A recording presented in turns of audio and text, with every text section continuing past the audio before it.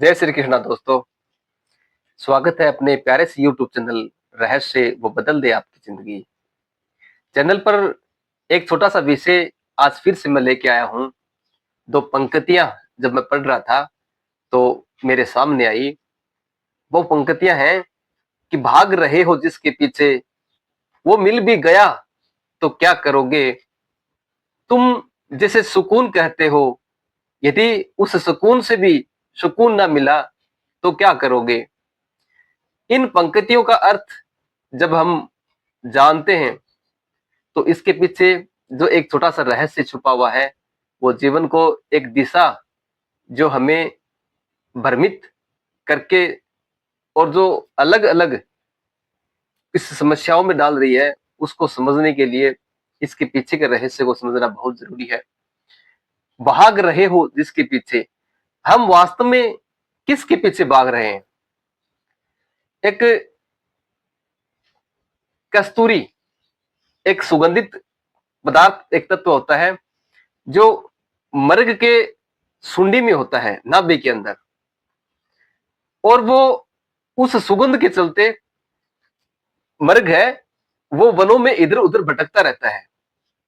सुगंध को ढूंढते ढूंढते और वो दिन भर इस समस्या में ही उलझा रहता है कि ये जो सुगंध आ रही है वो वास्तव में आग कहां से रही है। वो ये समझ नहीं पाता कि जो कस्तूरी है वो तेरे नाभि के अंदर है। विषय के अंदर वो दिन भर अपने को दुड़वाता रहता है, भागता रहता है। क्या इस दो पंक्तियों के पीछे जो छुपा हुआ रहस्य है, जो बात है, जो इसका मर्म है, वो यह नहीं है कि इंसान भी उसी कस्तूरी नाम के तत्व को ढूंढते हुए पूरी जिंदगी भर भटकता ही रहता है, भटकता ही रहता है। आखिर क्या वो सुगंधित चीज जो हमारे नाभि के अंदर है, वो हमारे आत्मा के अंदर है, हमारे शरीर के अंदर विराजमान है, क्या वो हमें मिल पाती है। वो जो तत्व मर्ग के नाभि के अंदर है वो तो हमने जान लिया और हमें पता भी चल गया कि वो उसी के लिए दिन भर दौड़ता रहता है, उसी सुगंध को प्राप्त करने के लिए। तो क्या इंसान के अंदर भी ऐसा कोई तत्व है जिसको भूल करके और उसके मर्म को न जान करके उस सांसारिक विषय के पीछे सुकून प्राप्त करने के लिए दिन भर दौड़ता रहता है। क्या वो आत्म तत्व है? आपको पता है उस आत्म तत्व की शक्ति के बारे में कि आपका जो वास्तविक सुकून है वो आपके ही अंदर है। आज का जो विषय है इन दो पंक्तियों पर टिका हुआ है कि आप जिसे ढूंढ रहे हो वो अगर आपको मिल भी गया तो क्या कर लोगे। हम बच्चों को पढ़ाते इसलिए हैं कि वो नौकरी लग करके और हमें वो सुख दे और वो खुद भी वो सुख प्राप्त करे सांसारिक। जैसे जैसे बच्चा बड़ा होता है वो अपने विषयों में घूम जाता है। ऐसे ऐसे विषय उसको भ्रमित करके कहां से कहां लेके जाते हैं। 18 साल की उम्र तक वो उन किताबों के अंदर डूबा रहता है। वहां उस बच्चे को मोटिवेट करना, मतलब गुरु तत्व से वो अलग हट करके और इस विषयों के भोग में वो इतना गिर जाता है कि अपने आप को भी वो भूल जाता है कि वास्तव में जीवन का सारांश कहां से कहां है। नौकरी के पीछे दौड़ता है और जैसे ही नौकरी के पीछे दौड़ता है घर पीछे छुड़ जाता है। शादी करने का प्लान बनता है, जैसे ही शादी होती है तो वो फिर अपने आप को भी भूल जाता है। सुख तो कहां, उसे ये भी नजर नहीं आता कि सुकून का रास्ता किधर है, वास्तविक जीवन का मर्म क्या है।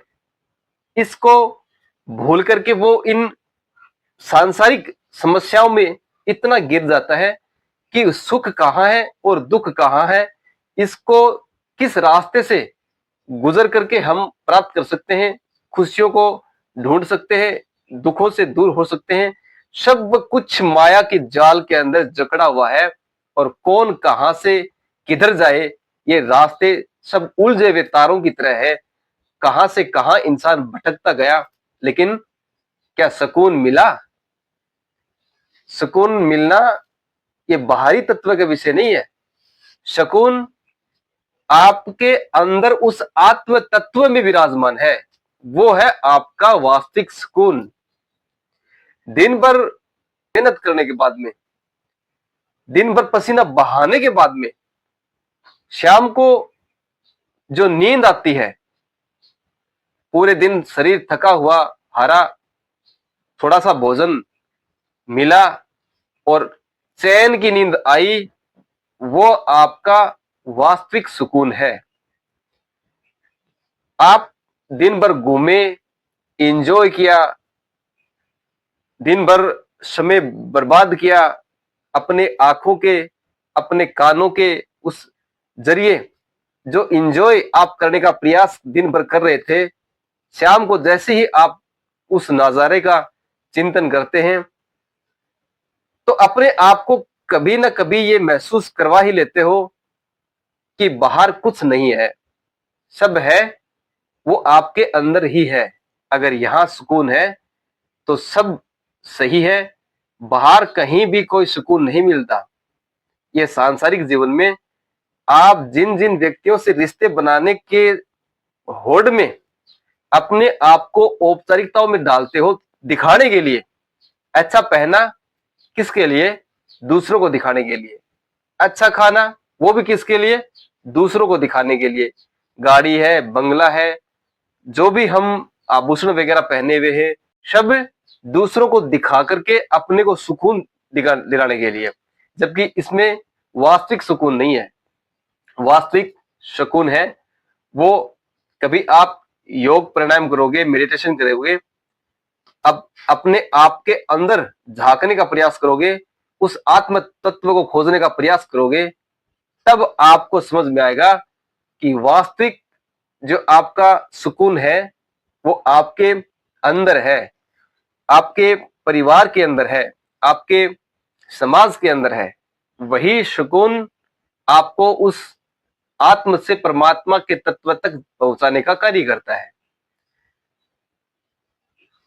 उन विषयों के सुख भोगने में जो सुकून मिलता है वो क्षणिक होता है। एक क्षणिक खुशी के चक्कर में हम अपने जीवन को कितना दरिद्रता में, कितना असमंजस में ढाल देते हैं।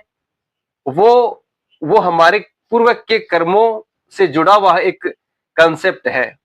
वो हमारे प्रारब्ध के अनुसार हमें, हमारी बुद्धि को भ्रमित करता रहता है, क्योंकि बुद्धि है वो प्रारब्ध का अनुसरण करती है, प्रारब्ध हमें भ्रमित करता है। बैठे बैठे कुछ भी नहीं सोच रहे हैं, लेकिन अचानक से कोई ऐसा ख्याल आ जाता है और हम उठ करके चल पड़ते हैं उसके पीछे वो कार्य करने के लिए। तो वो होता कहां से है? वो मैनेजमेंट, वो सिस्टम इस यूनिवर्स से जुड़ा हुआ है, वो हमें बार बार निर्देशित करता रहता है, वो हमें भ्रमित करता रहता है इन विषयों के चक्कर में। विषय कौन से? हमें सुख की चाह के, ये जो सुख की चाह के जितने भी विषय हैं उनको पीछा करवाने के लिए हमें ये प्रकृति डिसीजन देती रहती है, निर्देशित करती रहती है, और हम उसके पीछे दौड़ते रहते हैं। उस मर्ग के नाभि के अंदर जो कस्तूरी है, कस्तूरी मृग नाम लेते हैं उसका, तो वो कस्तूरी मृग है, वो कस्तूरी को ढूंढते ढूंढते दिन भर भटकता रहता है। वैसे ही हम उस सुकून को ढूंढने के लिए दिन भर भटकते रहते हैं। लेकिन समस्या कहां आती है? समस्या वहां आती है जहां हम उस सुकून से भी सुकून प्राप्त नहीं कर पाते। तब हमें अपने आप पर ग्लानि महसूस होती है कि वास्तव में हमने क्या किया। ईश्वर के प्रति समर्पित रहिए, आत्मचिंतन करिए। नाम जप एक ऐसा सहारा है जो डूबते हुए को भी तैरा देता है।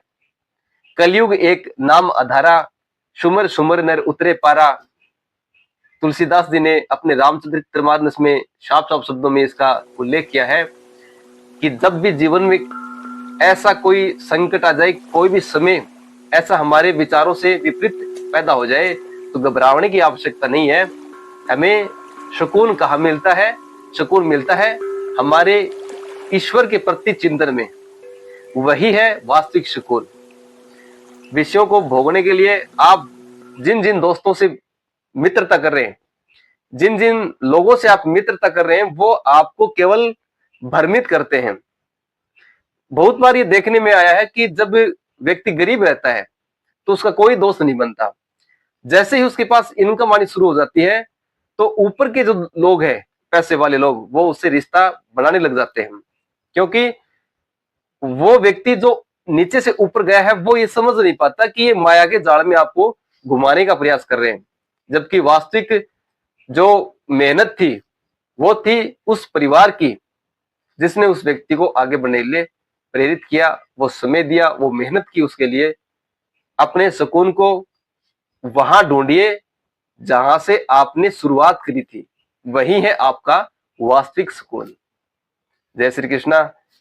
आत्मा से परमात्मा के योग और संयोग, कर्म, संचित कर्म और प्रारब्ध कर्मों का मेल, और आत्मा का एक आत्मा से जीवन से दूसरे शरीर में धारण करने का जो ये संयोग है, इस चैनल के माध्यम से छोटी सी शुरुआत है।